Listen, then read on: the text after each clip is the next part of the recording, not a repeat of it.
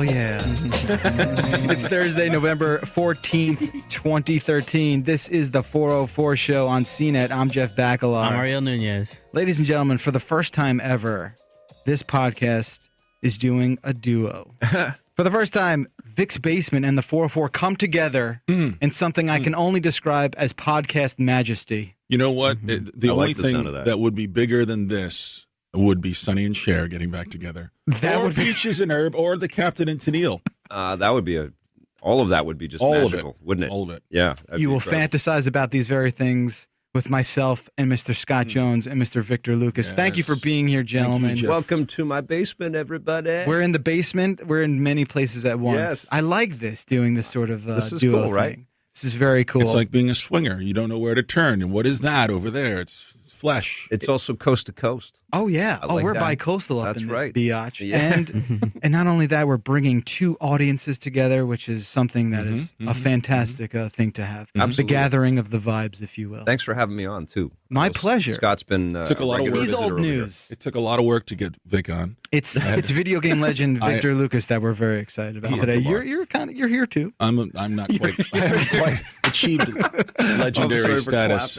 Now, Victor Lucas, I don't know if you know this, has been doing this for 20 years. That's amazing. He's Yeah. one of the elders of Yeah. the village Yeah, that I we know. all inhabit. Well, he doesn't look like it, And he which is kind of- amazing. I know. So why you guys have to stop looking so good? I've The decided. Canadian air. Is it? Is there Yeah. something in the water in I Vancouver? think it's what you eat and how you live your life. And, I think you We just, talked about this. You just Yeah. make good choices. Like, Yeah. we do stuff that we enjoy. Yeah. You know, we see a lot of movies. Sure. Our work Yep. days are rich and varied. And I think that if you're doing something that you love or even like a little bit, that's not 95% of the people out there. And I think it keeps you young. I think it's a way to preserve yourself. Yeah, you can't live your life with hate, man. Like Yeah. I think that's what really gets people down. And I've been there, and I think Scott has too. Oh, man, We've I've had jobs where here in Yeah. New York when I was walking to work and I just throw up in garbage cans walking by. I'm like, I don't want to go there. I once called my wife. She was just my girlfriend then, and I begged her. I had tears in my eyes. Please let me quit. Please let me quit. Let me chase my dream of being on TV, No. please. And she said no. And so I went back to work, kind of all tearied up, and then had to just be a waiter and had to keep going with Yeah. it. But now I'm grateful that I had that because it gives you perspective. And it worked out. It does work out. And yeah. and now you are living the dream. He's been through Absolutely. everything. He's been on every network. He's done 13 episodes a year. This year we're doing about 700 episodes. I mean, literally, Yeah. we're doing like 700 Yeah. episodes of TV. We just don't stop. Yeah, we made TV at every size, scale, and And he never version of stopped. it. He never gave up on it. yeah. Yeah. You know, got to respect that. Yeah. Well, I mean, honestly, like we're it's very scarce out there. We're one of a kind in Sure. a way, you know, Yeah. especially now as a two daily shows. Right. You know, one of them airs daily in the States, but there's nothing that sort of blends entertainment, technology, and video games like we do out there, and I feel incredibly proud of that, and I also feel like there's a great responsibility to keep fighting to make this thing happen. you For know? sure. Yeah. Otherwise, it's all honey boo boo. I'm a little Oh, gassy we can't have today. that. No. Are you? Yeah, that's I why haven't noticed that's yet. why I was late. I burped very quietly. Oh, yeah. That's why Justin's usually not that here. usually that gives you a pep in your step Justin, a little bit. You We're know, bringing the basement to you, is what we're doing. I like that. Yeah, we've been traveling a little bit, and so your digestive tract, your GI, gets a Right. little screwed up. Right, Yeah. right. And so this morning there was, like your first. Well, you told me you love traveling and you love. I getting do. All out I of love whack. traveling for work, and Yeah. it's been a surreal, crazy week. Right. And but then like you have your first encounter with the bathroom in the morning. I don't want Right. to go into graphic Yeah. detail. And then when you're traveling, surprise! Sometimes you get a second one. You're Yeah. like, I didn't even order this one. Here Your it is. clock's all suddenly. weird. And the second one was really strange. It was just so violent. Oh, yeah? Really? Yeah, Like, finally, it was- was blood drawn? I No, didn't well, know it was, that. it was like an old Jewish man coughing into a pot of borscht. You mean my childhood? Yeah, like- This is what you're talking about. when I left the hotel, I just threw some money around. I'm like, I'm sorry about all this. So you left a tip on the toilet. Is what you did. You had to tip it out. $20 on top of the bowl. It's fair. That's the rate in Manhattan. So, yeah, That's the going rate. So I'm feeling better now, though. And you look great, and Yeah. everyone's feeling great. They can't see us today, though. Well, we'll take photos at the end. All right, good. Let's get some super close-up ones. Right? All right. Like real close, Yeah. right? Yeah. That's what I want. Tell our listeners a little bit more about EP Daily and that whole sort of ecosystem and where we can find you guys. Okay, we're in a bunch of different places now, but the show is basically it started life as the Electric Playground. That was Right. the first brand. It's the mothership brand. and it was about video games every week. And it I was used to watch him on like. I used to watch him too. I was and telling I'd him be like, before you how's got this guy here. get this job, man? I love reading tweets from people that are just discovering us because we're in broadcast now, Right. like on stations that like WABC here in New York. Sure. You know, we're all over the place. You so- should see fans see him for the first time in real life. Oh, that's why I hope He's like Captain Kangaroo. People in Canada have grown up with I've him. seen it. I don't know if you remember. It was E3. I want to say maybe not this year, maybe 2 years ago. Yeah. When they were doing like Last of Us stuff. Yes. Right. And I remember I saw you and you said, "Oh, have you ever met Victor?" I said, "No, I haven't had the pleasure." And then when we got out, there was like this small swarm, and that I was like, happens. "Oh, so that's how that happens. works." it is a bit weird. It's humbling for sure. Yeah. I have heard that people have watched our stuff for a long time. and that People was burst one of into the tears. questions we got. Start crying. They just get down on their knees and they just pray. you know? Well, the weird thing is to have your full name repeated to you. Yeah. Victor Lucas. It's Victor Lucas. Right. To hear that, you know, as you walk through Sure. a room or whatever, that never.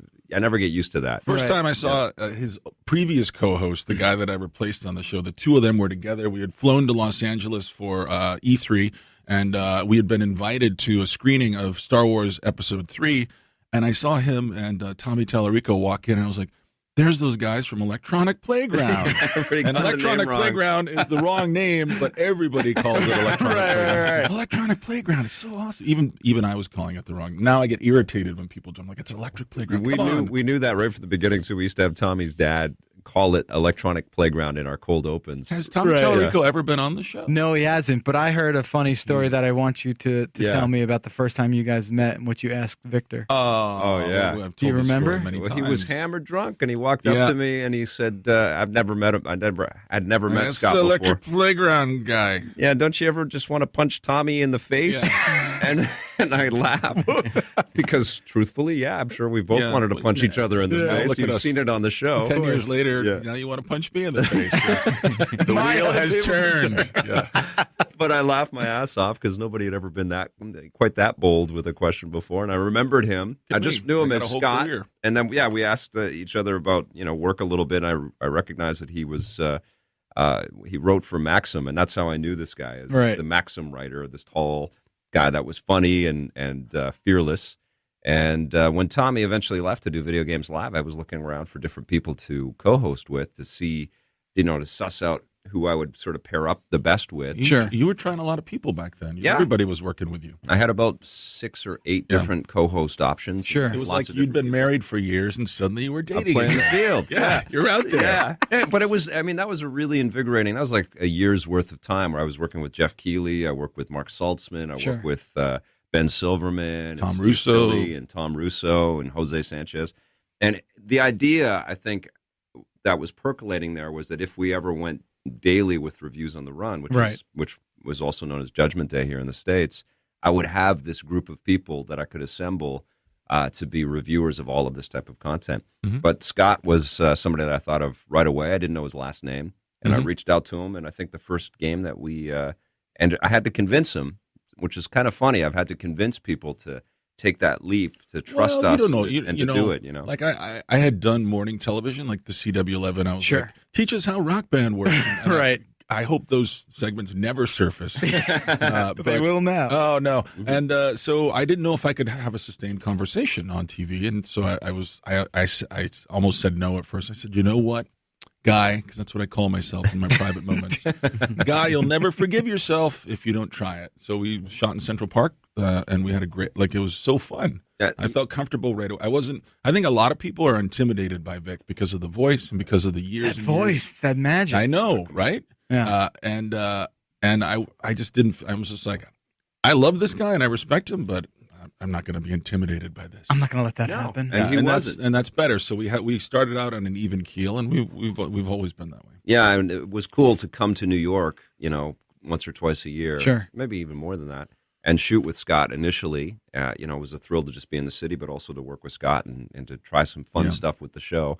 And we really hit it off. And then I started to invite him out to Vancouver a few times a Started year. checking out the city. Yeah, Right. and I then liked it. I had to make a choice because it was coming down to, okay, we were moving from once a week to twice a week, and Right. I knew that on the periphery, on the horizon there appeared an opportunity for us to go daily with the show, and I Sure. had to make a call on who was going to be my co-host. Right on. And so I asked Scott if he wanted to do it, he And the made rest this is history. big life change, man, and I applaud him. I mean, that's an adventure Oh, to I was- leave New York to I go was- to Vancouver. No, that's a big deal. I was drunk through the whole thing. Well, I mean, how else are you supposed to get through that? It's funny and sad and poignant. Is it? But yeah, It's just medicine. I mean, come on. It's Not just the way medicine. Scott was using it. It's just medicine that I makes used to you call it puke a little. reward juice. What did you call it? Yeah, reward juice. You just get through the day, and you're like, it's time for my reward juice. There you go. Or you could also call it forgetting juice. Yeah. Hey, Those or are time the- travel juice, whatever you want to call Or it. the start of the day juice. Right.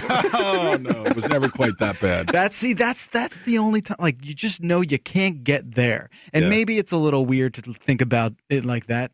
But just don't get to there, because then you know. I used to call it going. It's like jumping into a pool. You go down and touch the bottom and come back to the surface. That's it. right? But you know what? I don't drink anymore. Yeah. And one day I showed up for a shoot, and Vic leaned over to me and he said, "You smell like booze." And honestly, I'm it was not kidding. mortifying. Yeah, it he's was not kidding. mortifying. Yeah. Like, I still remember that, and it's still inside. It kills me. Yeah. To have some, like, I just thought I was so private and discreet about my drinking, and Yeah. it's like, you smell like booze, and I'll just never forget that moment. And it was really a turning point for me. Huh. And I'm like, I can't do this anymore. And You look know- at this guy, man. I mean, yeah. He's never been healthier, and he's never been more. It's something else. I'm like a There. soaring eagle. You know, You it's great. can't be stopped. It's awesome. Can't be stopped. No. And I think you probably. I mean, I don't know. Like, I don't want to turn this into analyzation over here, right. but Just do it quickly. but you're probably worried that some of the chops that you had, some of the sense of humor that you had, was tied to the booze, and you dropped it, and none of that was No. true. You were just as funny it's and clearer smarter now. and clearer. Yeah. I did find that I was more tolerant of terrible video games when Yeah. I was drunk, because I used And, to. and like- my endless yammering probably too. But I used to, like, that was one of my things when I would get a new game, and especially if I liked the game, I like it like a friend or Yeah. like a buddy. You're like, I want to get drunk with this game. Yeah. You know, like, let's get some beer and get drunk together. And Oh, then, you know, like Bayonetta was like that. I'm like, I'm so drunk and I love Bayonetta. You know, it's like, and it's just so ugly. And I have to say, I'm a little more judicious, Right. and, Well- and a little more prudent with my time. Sure. And I don't just love blindly. You've also reviewed 1 billion games since you Oh, started man. with us too, We've and been eating movies. ice cream for years. Yeah. Right. Yeah, You just got sick to of it. turn it to that. yeah. Yeah. Jeff and I were talking about that a little bit too. Jeff Keighley? Yeah, Jeff Keighley. Name who's- dropping over here. Who's here? Jeff here. Oh, Jeff here. Yes. Oh, okay. Yeah, we were talking about the cynicism that's out Right. there in the games biz. Well, he's an angry man too. Yeah, you know, I have my demons. Yeah. You know, I do. Yeah, well, I that's- think it's there's two. Like, I think we want more, right? Sure. We all got invested in this, Right. Because we have aspirations for the industry to reach its full Absolutely. potential, and it peaks through with games like The Last of Us or Right. Dishonored or The Walking Dead. We want that peaks all through, the right. time. Right. We want and it's impossible for the business to operate Of at that course. level because it would be one risk after another. Right, you know? and that's the big thing, and obviously that's the reason why we have a lot of sequels, and it's the reason why Yeah. I think you see the same thing in movies and TV, and Yeah. there's a lot of regurgitation. But of course, who wouldn't like BioShock every year or something like that, where your mind is blown over time and time again. Yeah. The term that he uses, and I think it's really appropriate, especially now with the console transition, is needle mover. Like, we want games that are needle movers. Right. We want games to do something different. We want them to surprise us. We want them to evolve. But so few games are It's actual tough. needle There's a movers. glacial pace of innovation. Yeah. It takes what? But I also, Yeah. I mean, and this ties back to why we make EP and why what's fortunately been able to happen with the show as we've increased our distribution and our viewership out there is I want it to be discussed differently, Right. In the population. Right. I want people to look at this industry with the same level of appreciation and love and admiration as we all play on a regular basis have for this industry. And It will happen. I am while I'm pessimistic about most things in our industry, Yeah. I am optimistic that day will come. I don't think we'd be here if we weren't optimistic still. Yeah, Right. Or Some doing the little jobs portion that of we it. have. I know? mean, they nominate Justin Bieber for Grammys, right? Yeah. So Right.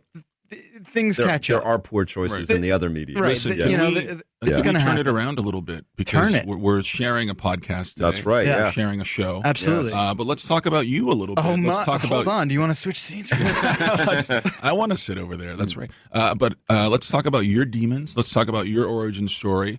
Let's talk about. I know you've been doing this you've been at CNET for 5 years now. Right. I know that you used to live very close to a Taco Bell. We talked about that. Yeah, last time I was here. Because Victor, I don't know if you know this. You probably don't. I in college was a little heavier, Right. Because I was very fond of. I saw a the lot of podcast things. where you guys were talking about the Taco Bell. Yeah, a walking distance Taco Bell where you drive to all the time is a bad setup. I better warm the car up. You have to sit in the car for longer than it takes for you to get there. By the time the heat kicked in, I was already home. What was your meal of choice over there? Oh shit! What did I do? Chalupas? No, I don't think chalupas were around back then. I think it was like a. I don't even know what the menu is. It was like a Today's Mexican double pizza. episode of our podcast brought to you by the farts created by Taco Bell. Seriously, it was. I was doing like Mexican pizza. Double deckers was like a big thing. Wow. So- and then the chicken quesadilla. Would you go in and you're like, this would probably do the job, but I better get another item just in case. Right, There's 'cause no I room knew at the end. $2, that's the challenge. Right. And when you're Yeah. a college kid and, Yeah. and you've got like $14.50 to your name, Yeah. Yeah. this is gonna hold you over for a good 6 days. You Listen, can buy the whole menu for $14.50. Twice. Oh, totally. The first season of EP, just think about this, right? Yeah. Like, Taco Bell was not a big deal in Vancouver. So Right. we would pile into a rental van and we would drive down the coast because most of the game companies in North America were either in Seattle, San Francisco, or LA. Sure. And we would just drive down the coast and stop at game companies and collect all of this footage and bring it back to Vancouver and make a season. We ate Taco Bell every goddamn day. That's all we ate was we'd stop at a Taco Bell and then we'd all share a room. So Mistakes were made. yeah, it was Stinko Vision is Yeah, what we were one making of the back famous then. stories from that time was they had just gotten a Steadicam and Vic was trying it out, I think, and so it's this beautiful shot of Sure. panning through a hotel room, and then at the very end, there's just this like chainsaw ripping fart that he lets out, and then fade to black. That's it. Thin. I think that's still on our shared drives at work, isn't it? My goodness. Yeah, so we're still talking about you, though. Yeah. All right. Well, okay. How did you get here? How Last did I moment in get time. here? I don't know your origin story. What education do you need to have your job? What college did you go to? I went to Towson University, which Okay. is in It's a good Baltimore. school. I'd like All my right. kids to go there. It's becoming a bigger deal now. I think 2013 Jeff would not have gotten in, which is kind of scary. Right. Now. Right. Yeah, I did that. I used to tour with bands, man. I used to be like a roadie kind of thing. Awesome. Who are some of the bands you toured with? Anybody we'd know? I did a few things with. You ever hear a band called Good Charlotte? Yeah. You know those Yeah, guys? yeah. I did some stuff with those guys. I had the chance to do a few minor things with Green Day, nothing too big. But the band that I mainly toured with was a band called Mest, M-E-S-T, which is like a poppy punk band. Doing that for a while, I did a lot of Finding yourself. finding myself. Yeah. You know, trying to make it around the country in one piece. That's pretty awesome. Seeing and the thing that sucks about touring is you don't really see the country. You just sort of see venues. Right. And all you see are the people, right? Yeah. And you just see how their cultural personalities differ from venue to venue. Right, right. And that's your only really indication that, well, shit, I'm not in New York anymore. Yeah, I'm in yeah, yeah. Oregon, or I'm somewhere where people don't say soda, So or something like that. you didn't have a day off? In each We of would these every now and towns? then. In like the big cities, we would. So we would have like a couple days off in Seattle and Right. Washington and LA. God, and that's stuff so like that. important. Oh, yeah. You were doing that too. You Yeah. were traveling, and I got to travel quite a bit too. And I think that's so important. I think if you are chasing a dream, that's one of the first things that you have to do Absolutely. is go see the world. I mean, when Try I, on different sweaters before you pick one. Yeah. I mean, of Yeah. course. Although when you tour, you just wear one thing over and over again. You're like Yeah. a cartoon character. Right. And out of college, I wanted to make movies. I wanted to write and direct movies, and Yeah. I became very disenchanted with where the mainstream movie and cinema was going. Right. And I was sort of like, well, How do you feel about it now? I still think it's shit. I mean, it's unbelievable. It's mostly shit. It's kind of having a little resurgence. I'm not going to say like Gravity really like is going to turn everything around. Yeah. Those are kind of shots in the dark. Well, it's unbelievable how much superhero stuff we get now, right? It's too much. It's unbelievable. It's too much. Like the 13. Well, let's be honest. The now me Yeah. I'm still a big fan of all of this stuff. Just it's overwhelming. It's Right. like we have it's too much. It's like this buffet that in Vegas or something like that. You're just gorging on now. I mean, Hugh Jackman's about to play Wolverine for the 8th time. Yeah. We can't have that. That's crazy. Yeah, I mean, that's crazy. There's Spider-Man is being just torn apart. It's almost like the bubble. Spider-Man is being torn apart. I mean, he's being torn apart because we have 2 origin films within like 8 years. Yeah. It does feel like it's the real estate market in 2008. Like it's about to crash. It's about to crash. Get out now. And is so. that geek culture? Is that the term, like the nerd army sort of bubble erupting too? I don't know. Every year I go to Comic-Con, that thing just continues to sort of surge. I think it's just becoming a more, maybe respected isn't the right word, but it's just sort of meshing in with mainstream more so than I thought it ever would. I don't know about you guys. Do you think it's on the downward sort of slant right now, though, to sort of trump and sort of beat your chest about your nerddom or your geekery, like if you're into all of this stuff? I think it doesn't make you cool anymore. Yeah, I don't think so, right? I think that has lost some of its, glimmer. It's sort of lost a little bit of that shine. Yeah, we're lining up, though. Like, we still line up. Thor, I think, had a huge opening and stuff. I still think that is there, but there's something missing for sure. Yeah. People, it's the same thing happens with indie music. Yeah. And, a lot of subcultures that just, they have their day in the sun and then it's sort of like, all right, we get it. New dealer. We're all geeks. Right. So, I mean, it's something that we've, as geeks, have probably been saying our whole of course, lives. And that damn day's going to come and when it happens, I'm going to jump off the Brooklyn Bridge. But we're still here. So let's go back to you a little bit. Yeah. Tell me about how did you get the job here at CNET? So I was blogging while I was in college. I was doing game blogging when it was, I guess this is Were you like... were you on Blogspot? I What was think your I website? was. Yeah, okay. I was on that. I was on a site called Blog Critics. Do you guys remember that site? Nope. I was doing some stuff with those guys. It was very strange. And then I was doing the game stuff, and then a few things happened where I would just like write. Do you guys remember Mitch Hedberg, the comedian? Sure, I love him. Dead. Very dead. Yeah. His death. So when he died, I heard about it on the Howard Stern show. Someone called in at like 6 a.m. and say, Howard, I heard Mitch Hedberg just died. And I right away went to the internet and just like I had to get feelings off my chest because I was so in love with this comedian. Oh, wow. He was my like George Carlin. Okay. And I have George Carlin, but he was like my second George. I was just obsessed with this he was guy. great. And I just had to write down. I just had to put it out. So I wrote that, and then I kept hearing from my friends like, man, I read this incredible like sob story about like Mitch Hedberg today. And I'm like, man, yeah, that's crazy. And they were telling me What I had wrote, and they didn't know it was me because like the name was just buried at the bottom. Oh, wow. Yeah. And that was when I realized like, oh man, this could, we could maybe do something here. So I was just doing a lot of that, and then through those connections, after out of college, I was touring a lot. I did some sort of freelance video and production work, and I heard that there was an opening at CNET through one of my contacts, and that was it. I've heard that the final interview at CNET, I don't know if this is true, you can confirm or deny, involves rubbing Dan Ackerman's feet. Yeah. And so there's just like everyone lines up, and whoever gives the best foot rub, obviously you did. Well, they told me that no one had ever spit on his feet before. Oh, and you're like, right. rub them together. And I Yeah. think that might have been the straw. Yeah. Right there. Oh. That might have been it. Oh, man. So hey, no regrets here. What does Yeah. Dan Ackerman sound like when he lets out a moan of pleasure? Oh, damn, that's pretty nice there. Yeah. I think he says the same thing when he has sex with his wife. Well, Oh, what happened? There's the line, Yeah, and then yeah, I'm over yeah, here. yeah. the line What an is a-hole I not am, even yeah. in your rear view.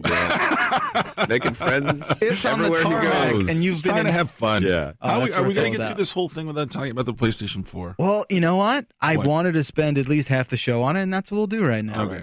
You guys are in New York because Yes. a lot of stuff is going on in our fair city. Mhm. Sony's had an interesting event going on all week Interesting is a good way in to the put it. meat Yes. packing district. Yes. What do you guys think of it? Well, now that I've read his review, everything's so I know open I know what Jeff and even thinks. and Yeah. fair game, I think there's a lot of potential there. Yeah. I don't necessarily think Sony is thinking very much into the future, perhaps, because I think 5-10 years down the road, a device that's solely focused on gaming might be kind of laughable. But for the immediate future, I think it's a pretty kick-ass gaming machine. I don't think the average gamer needs to go out and buy it right now because there's a dearth of good, compelling software on this machine. Right. And I think we might. Dearth is putting it mildly.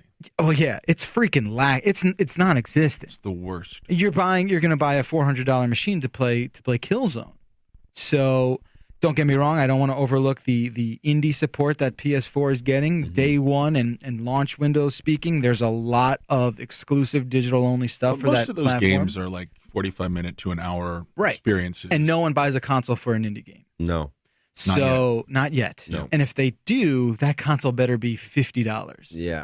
But it better make Ouya look expensive. yeah. You know, you can talk to the Ouya about their sales numbers. Yeah. One question I had from you. You referred to in your writing the written portion of your review. Hold on, I gotta assume the interrogation. Yeah. Lights are on. You referred to the war between Xbox One and PlayStation 4 as bloody and tedious. Yeah. You remember using those I adjectives? do. That was right in the beginning there. All right. Well, tell for Like some reason it will that be struck me. tedious, or it is. You already find tedious? everything that's led up to this moment. I think so. I think it's been since February to E3 was sort of. I think it's nothing. this war that defines whether we want a solitary game console or not. Exactly. And what I like about the PlayStation message is, and what we have from empirical data, what they've actually been spending their money on, their investments on, are game companies and studios and titles. Right. And I think one of the best examples of their investment in games is The Last of Us this year. Sure. I don't think too many other publishers would have taken a risk like that. Unless they owned a company like Naughty Dog, which Sony was smart enough to purchase. It's they also had a chance to get a company called Rockstar, didn't they? Yeah. Man, I mean, who could have seen? Yeah. the console war would have been over. It's like just think of that for a second. That would have been If enormous. Sony and if Rockstar's a part of Sony. Well, Grand Theft Auto 5 also kind of underlines the value of a games-only system. Right. I think that was the message from gamers this year, is that we don't want to be sold everything again. Right. And now I think that was one of the challenges that the PlayStation 3 had, is that it was oversold and it was way too expensive. So we went up. We had this incredible event here in New York, and we went from room to room. It was like a magic land. They basically rented out an entire hotel. Every floor was something new and different. And obviously there's lots of Kool-Aid to drink if you wanted to drink some. I drank some. I know. Went down small. Well, I don't know if you guys played NBA 2K14. I don't want to talk about right. it. Listen, I'm trying to make a point here. Okay, go ahead. Make your point. Make your point. Goddamn show with you is like do this. It. All right. Jesus. Somebody's got to balance this out. About this, all the presentations, was how camera-centric so much of it is, and how the camera is supposedly optional, but it seems like the machine is very dependent on this thing. It seems like everybody's going to not maybe necessarily need it, but almost need the camera, which seems a little weird to me. And also the other thing that I still feel a little uncomfortable with, and this relates back to the Xbox One as well, is I don't want this thing seeing me. Like, it feels weird to me, this camera that's always watching me. Who knows where this data's going? Like, it's weird. And well, they're tracking I'm in this the nude YouTube. a lot. They're tracking the YouTube phenomenon, man. That's what they want. They want a piece of that. I don't want the always on eye looking at me. I hear it's you, very, but very George Orwell. But come on, every laptop's got a freaking lens pointed That's at true. you. You know what I do? I put a piece of tape over it. I bet you do. The hackers can doomsday get in there. prepper you. I don't want everyone to, all my business is With the going tongue out? Is that how? put it back in and done now. Yeah, I don't know. I think there's a little bit of paranoia there. I understand. Maybe it's just Scott? me. Maybe. Never. Scott Joe. And no, but a lot of people share that mentality with the whole always on stuff. Oh, yeah, for sure. And I think a little of that is perhaps hyperbole.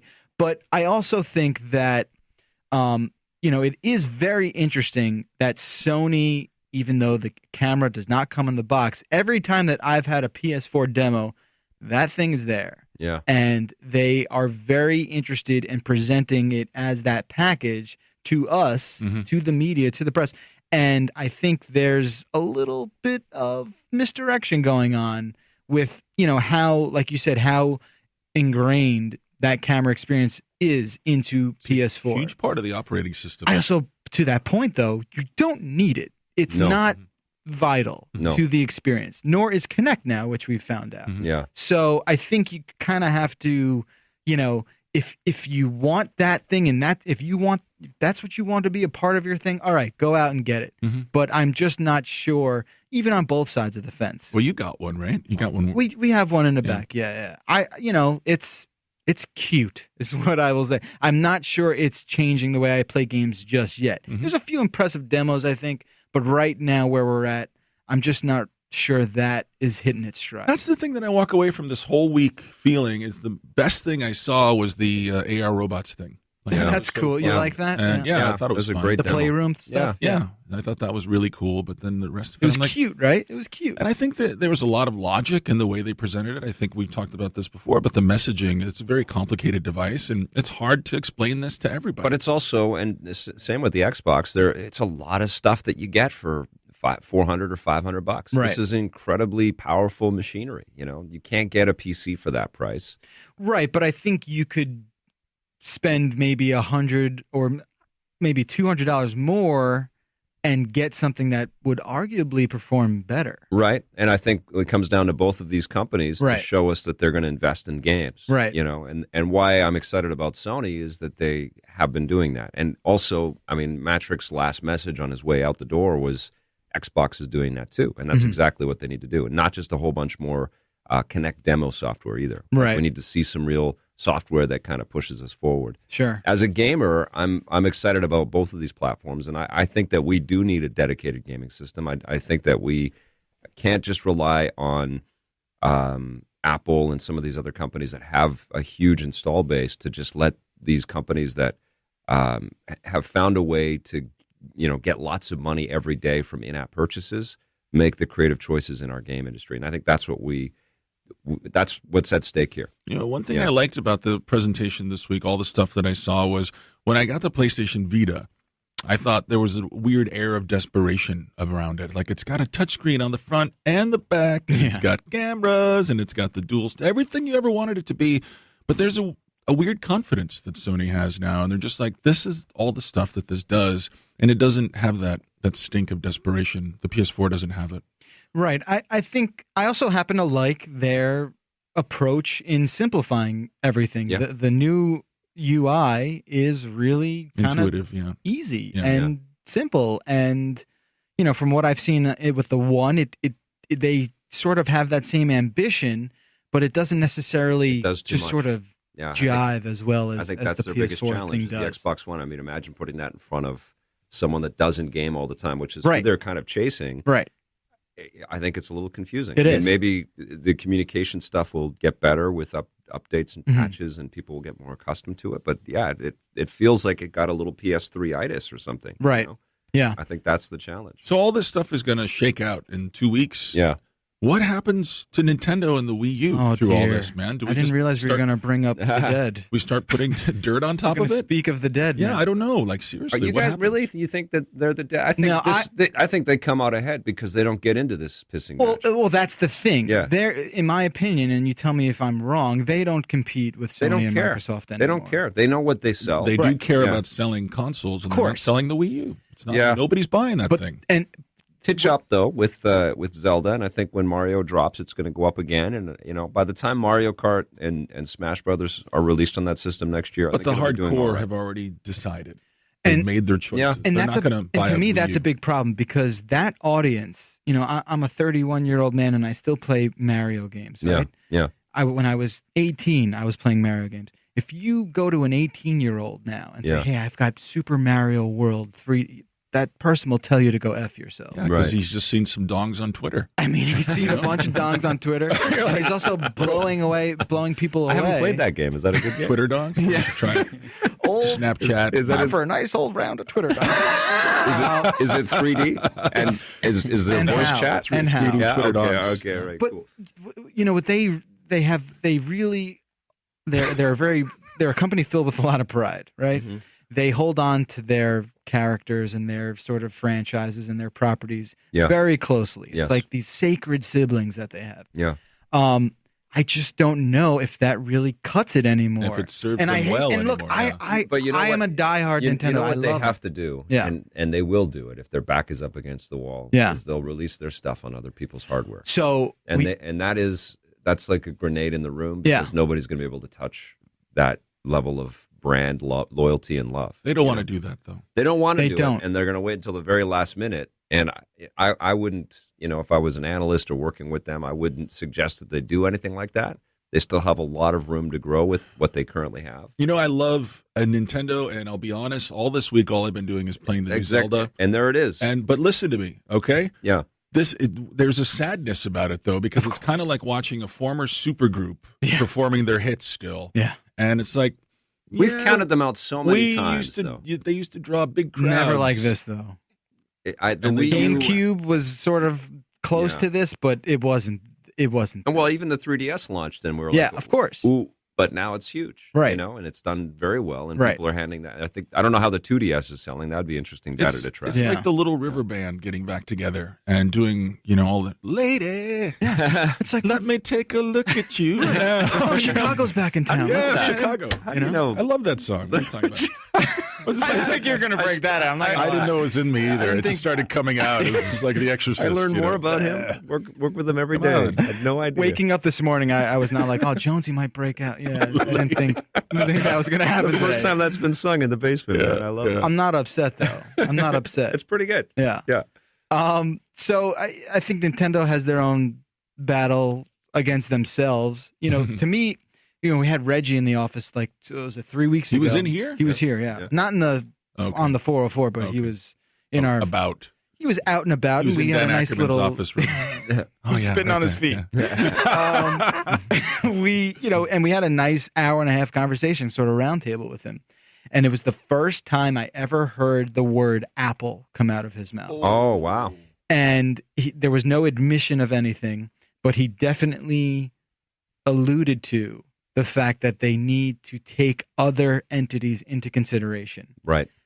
Because the fact that there does seem to be this impregnable sort of wall in between the consumer, modern gamers, and their properties. Yeah. There is there's a boundary there that's not being permeated.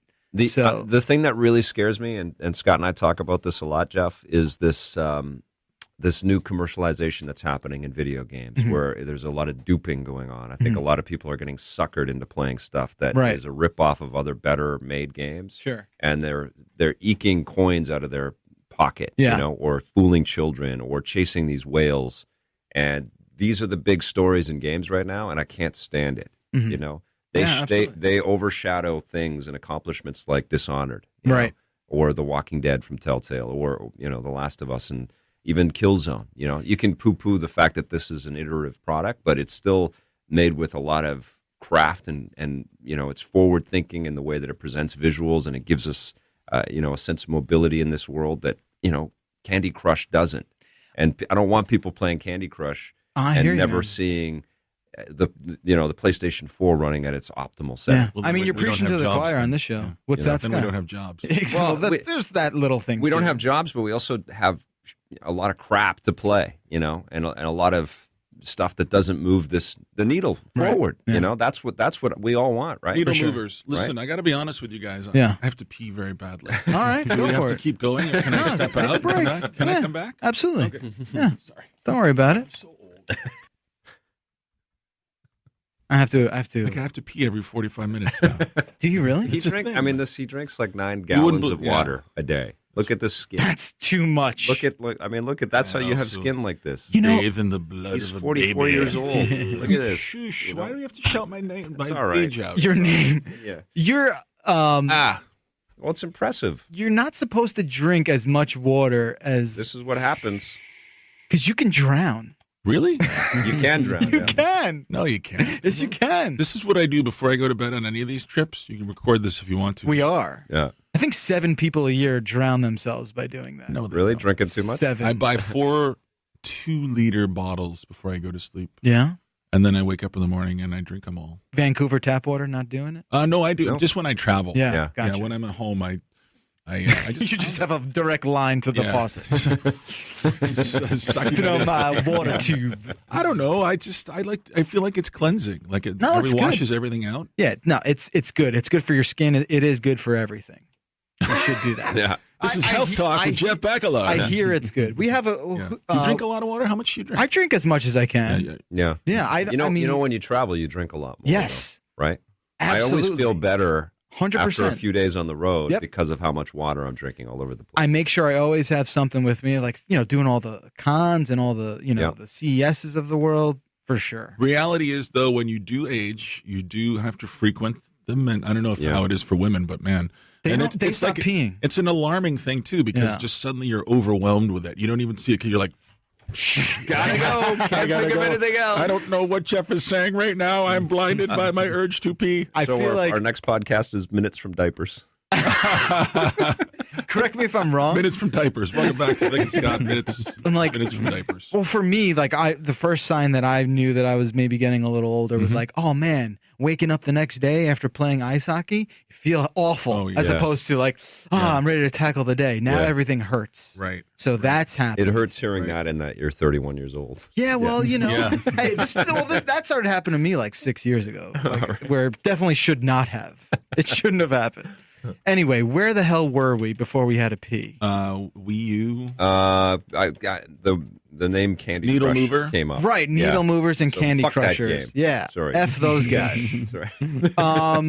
Yeah, so I mean, you're right, and for the longest time, I felt like I was fighting this individual battle. Yeah. Where I was like, screw you and your Angry Birds and all that sort of stuff. I still kind of feel like I'm on the other side of that conversation. Yes. Buttons are super important to me. Yeah. I don't care what anyone says. Yeah. I need a button. Yeah, virtual joysticks can go screw. Well, Scott and I were enamored, like everybody else in the business has been and continues to be, with iOS apps and Android apps and stuff, and the free-to-play stuff that's out there. There's lots of really good options for sure. There's like 3 good options. Tower defense is a big deal for sure. Pinball, but lately, I think, and it's because of the news bubbling up around these consoles, I really have been thinking a lot about this. I'm tired of seeing developers close down. I'm tired of the industry. It's sad. Yeah, be afraid to risk a big team working on something. We don't get games like Assassin's Creed 4 unless big teams work on it. We don't get Burnout 3 Takedown. Right. Because remember, Burnout 1 and 2 weren't very good. No, right? 3 Takedown was just, my. Yeah, and you need time. You need to give this group time to get to know each other. Maybe we need it, but maybe the rest of the world doesn't need it, and that's the real question. I just don't know if they know they need it. That's the challenge. They don't know they need it. The industry needs to do more to tell I people honestly don't think they need it. I think that most people are fine. I'm riding the subway a lot this week. I'm looking at people playing crap on their phones, and it's always match 3 crap, and that's all they need when it comes to games. Well, then Grand Theft Auto 5 sells 29 billion copies or however many it does. So people they see a brand and they go to it. Let's give them more brands. You're both that's right. the one exception. You're both right. The problem is that people go home eventually. Yeah. And I do see people on their phones at home doing that sort of thing too, where that might take the place of a console experience. Yeah.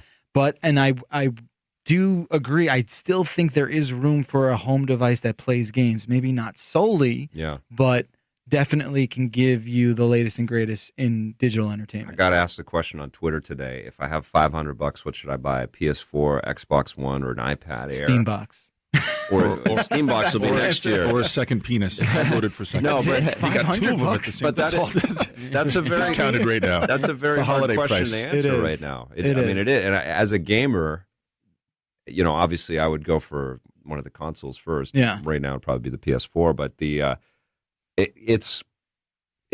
and that's the first time that it is so difficult to answer. Right. Because $500 gets you the world, gets you It magic. does. Now, I mean, have you played around with that iPad Air? Yeah, it is unnaturally light. It's like shockingly, it's a upsettingly great device, man. Again though, we're cynical because it's iterative, right? And we get one of these things every year. Yeah.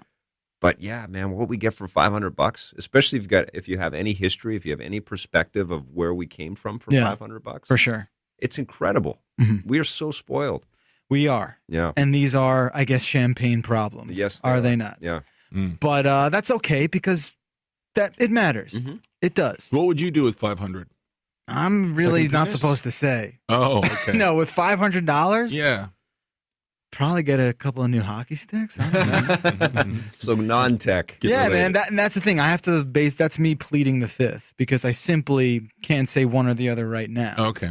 But yeah, I mean, it's not an easy choice, and I would say get a console, but I would also say, man, and this is so under discussed, but what Valve is doing with those machines, those Steam machines, it's the vapor now. I mean, Right. we know it's coming. Yeah. We know they're a powerhouse, and they're gonna be really meaningful in this space. They already are. I mean, think about it. Yeah. Day one, Yeah. 40,000 games. Yeah. Day one. You know what? That feels like a needle moving moment. Totally. It is. That's exciting for me. And honestly, like the guy should probably invest the $500 in something conservative. Let it earn a little bit, and then when the Steam box comes out, get that thing. Just like, sell. I do feel like as a mature gamer, like that's more appropriate for me to purchase at my age. Yeah. A Steam box rather than than a PS4 and Xbox. I mean, Yeah, if but you then you more don't excited get about then you that. don't get Sony made for exclusive games. What am I right, gonna miss out and on? for You're the gonna miss out on the new Uncharted. I don't you're want gonna that. you're gonna be missing out on the Last of Us. but that's sequel. 10 Hopefully times a there's no year Last of Us essentially. sequel. Yeah. Not even. Yes. That's a generous Yes. Totally. estimation. So, Totally. I mean, like we were talking about earlier, you can if you get I think the Steam boxes are going to be like high, medium, and low. Mm-hmm. If you rock a medium or high, I mean, you might be getting a superior graphical experience than what you might get on Xbox think One you Oh, you will For be. sure. and Yeah, PS4. yeah, you will be, So, do you play it where well, maybe I'll sort of do like a hybrid thing where I'll play Xbox exclusives and multi-platform stuff on Steam? Or do I just choose loyalty? Or do I go for the trifecta or something like that? I mean, It's tough. I think that there is. I mean, that's one of the big things that's a problem with our industry is that you have to choose these allegiances. Yeah, right. You know, and we constantly create these little clubhouses and these little groups Right. that exclude other people from them, and we don't bring everybody into the space. And something like the iPad or something like Steambox is a better kind of tactical approach to bringing more people in. I'll tell you what Yeah. the problem is, and you have to admit that this is true. When you sit down and play a console game or a PC game or some sort of dedicated home experience, you have at least one other screen going at the same time. Yeah. You're not even fully devoting That's our world now. Yeah. your attention to Sure. just the one thing anymore. And I think once those other screens start to bleed into your entertainment life, that's the real challenge. Well, and for the game consoles. companies are forcing that on us as well with all of their companion apps. And I would like to see the game companies say, we're going to make compelling entertainment so that you turn everything else off. Yeah. That we're going to try so hard to make this envelop your life that you won't even think about this other You stuff. can't turn away. That's what I want. And I think one of the things is that we always talk about on the show too is you have to edit the experience. Don't make it. Right. Don't force 40 hours on us or 10 hours. Oh, if it doesn't fit. imagine- Nintendo could really use that. Or Assassin's Creed Black Flag. Imagine an awesome 6 hours instead of like a stretched out 45 hours. It's the problem with every Zelda game ever. Well, it's that price point. Yeah. It's that price point. You gotta we get your money's walked worth. into a 1980s, evaluation of this thing that was just this unknown magical creation Mm-hmm. coming from workshops that obviously Santa Claus was running. Yeah. We had no understanding Miyamoto. of it, and now we do, and Right. now we know it as a business, and we know that we're sometimes being screwed, and these companies need to think less about it as a corporate kind of device to pull everybody in, and more of a creative outlet. I mean, you brought it up before we got going here today. There is this sort of illusion of elitism with games. Yeah. And it's like not everyone can afford these things, and that just simply should not be the case. Yeah, like the you put luxury it. item stuff is just ridiculous. It's crazy. Yeah, I mean, Yeah. there should be even TV seasons, right, which do feel like an indulgence. Yeah. They're more affordable Of than a course. video game. Oh yeah. And you're getting 24 hours sometimes Right. of televised content with behind-the-scenes stuff. Games should never cost more than that. Yeah. They never should. Yeah. Even if you can trump that you're a 40-hour experience. I think $30, $40 maximum for Right. these titles, and you're going to see a lot more people invest. Of course. And that's where Steam is winning because people wait a little while. And that's know? the whole thing. That their pricing structure, the philosophy that they've adopted. Yeah. It's funny. is something that everyone could benefit from. And the fact that, and I know there was a lot of, crap going on before with the whole DRM thing, and now that seems to have solidified. Yeah. But if they were to sort of go along with that pricing structure where it's this constant, almost like market value fluctuation With Xbox One? with Xbox One, They were with, totally with, trying to with everyone undercut across the Steam, board, for PlayStation sure. 4, everything. If you adopt that, the real life value of a game, it's like a car, and the way that devalues and the way it depreciates or whatever. Totally. We need the blue book version price of games to be injected into the marketplace. That would change everything. Steam's already doing that, and that's why I think, come next year, the industry is gonna look at these humble bundles. Yeah, you for sure. Get all of the 100%. Batman games from Warner Brothers. You pay whatever you want. Exactly. It's ridiculous right now. So the PlayStation 4 is here. If you're going to the store to pick it up, be sure to get Zumba Party World Fitness. That is the best launch title I think that's on the other one for the game. I do think it's an Xbox One game. And one of the Xbox games, I'm starting to think that the Xbox One has a stronger launch lineup of titles. Maybe big budget sort of titles. Yeah, because Dead Rising 3, more varied experiences, and Forza. For sure. One of the games, which I know you guys are going to laugh at, that really impressed me was Zumba Party. was Zoo Tycoon. Really? Yeah, I was really kind of taken by its integration with Kinect. Okay. I have a daughter. Sure. No, and that's another angle for sure. He's seeing everything through the lens of his daughter. Right. Yeah, and that's a good perspective to have. But I would sure like to see her feed a giraffe. Yeah. And I don't want to put her in front of a real giraffe. Of course. So a virtual giraffe seems like a pretty cool thing. A giraffe is probably safe. Maybe not like a rhino or something. Totally. Yeah. No, I hear you, man. And that's an important conversation. So the next one's coming out. We got more work to do. We do. More games to play. Yeah. More machines to consume. So you mean you'll be back next week, right? Yeah, we're back. Yeah. I would love it.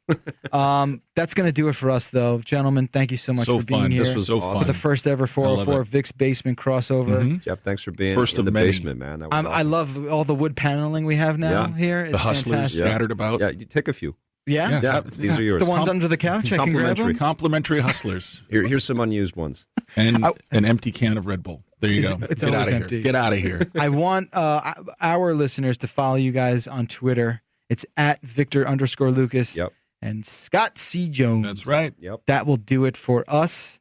Thanks so much for tuning in, ladies and gentlemen. A little round of applause for Thanks for everyone in the listening, studio. everybody. Thanks, Justin, for not being here once again. You jerk. You want to say Stitcher? Stitcher. Stitcher. What I don't know the what app? it is. Is that like It's that's the like a podcast app, right? One Yeah, thing we're on. I think it confused them. at Oh, the did it? beginning, Yeah. And so we just made it a thing. Aw.